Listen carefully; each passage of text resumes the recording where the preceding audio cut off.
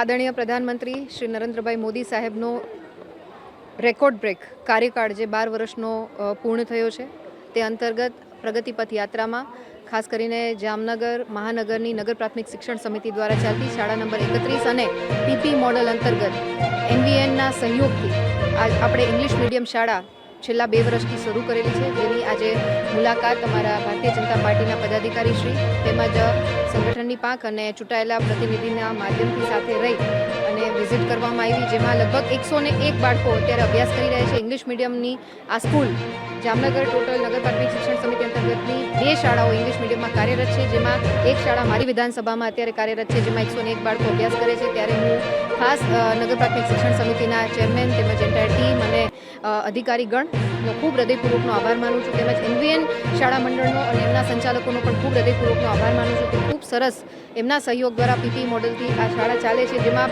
શરૂઆતના વર્ષે 35 વિદ્યાર્થીઓ હતા અને જ્યારે 2 વર્ષના અંતે 101 વિદ્યાર્થીઓ અત્યારે શાળામાં અભ્યાસ કરી રહ્યા છે. ક્રમશઃ વર્ગ વધારો પણ આપણે કરવા જઈ રહ્યા છે. ત્યારે આસપાસના નગરજનોને પણ હું મારા માધ્યમથી વિનંતી કરું છું કે ખૂબ સારું શાળાનું અહીં આયોજન છે, બાળકોને ઇંગ્લિશ મીડિયમમાં અભ્યાસ કરવામાં આવે છે.